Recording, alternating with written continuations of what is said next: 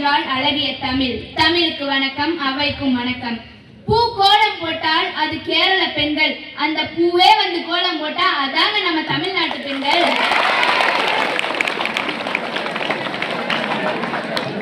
Cinema கொடூரம் தரக்கூடியது, போதை விட கொடூரம் வேற எதுவும் இல்லைங்க. இன்னைக்கு இந்தியா போன்ற நாட்டை அழிப்பதற்கு துப்பாக்கி மணியோ குண்டு மணியோ அந்த மாதிரி போதையெல்லாம் இன்னைக்கு இல்ல. இன்னைக்கு உலகம் முழுக்க பயன்படுத்துவது என்னன்னு தெரியுமா? போதைவார் என்பதுதான் உலகம் முழுக்க பரவி உள்ளது. இன்னைக்கு எல்லாம் யோசிச்சு பாத்தீங்களா நடுவர் அவர்களே?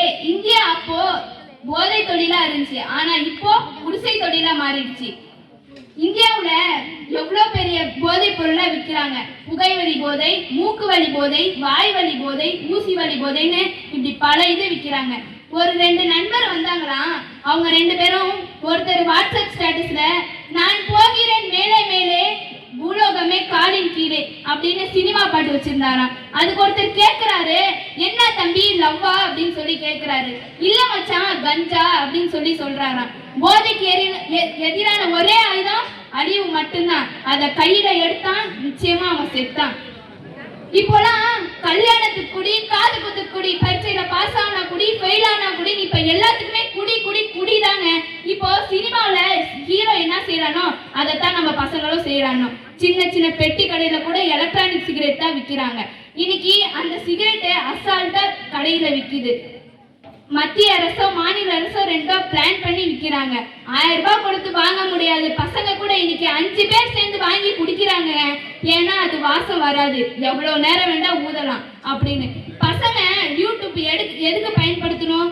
படிக்கிறதுக்கு மட்டும்தான் பயன்படுத்தணும். ஆனா நம்ம பசங்க என்னமா பண்றாங்க? போதை பொருள் எப்படி அடிப்பது அப்படின்னு சொல்லி பயன்படுத்துறாங்க. சிறியவர் முதல் பெரியவர் வரை போதை பழக்கத்துக்கு அடிமையாகிறாங்க. நம்ம கண் முன்னால பார்த்துட்டு இருக்கோம். நடுவர் அவர்களே, எந்த துறையிலேயாவது சினிமாவை ஒழிப்போம் பயன்படுத்தியிருக்காங்களா? போராட்டம் பண்ணியிருக்காங்களா? இல்ல. ஆனா போதை ஒழிப்போம்னு நம்ம பள்ளி முழுவதும் போராட்டம் பண்ணிட்டு இருக்காங்க. இப்பெல்லாம் பாருங்க, சினிமால சின்ன சின்ன துறையில கூட பாட்டு வரிகள்ல வருது. கண்டாங்கி கண்டாங்கி கட்டி வந்த பொண்ணு, கண்ணால கிறுக்கேட்டும் கஞ்சா வச்ச கண்ணு அப்படின்னு பாடல் வரிகள்ல வருது. ஏன் கண்ணுக்கு வேற உவமையே இல்லையா? அப்போ சினிமா துறை மிகப்பெரிய பொறுப்பு இருக்குன்னா பொறுப்பு இருக்கு.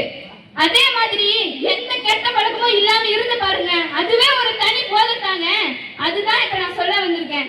அதே போல திருவள்ளுவர் திருக்குறள் சொல்லியிருக்காரு, பாப்போம். கையேறியாமை உடைத்தேன் பொருள் கொடுத்து மையேறியாமை கொள்ளடு என்று கூறினார். இது மட்டுமா?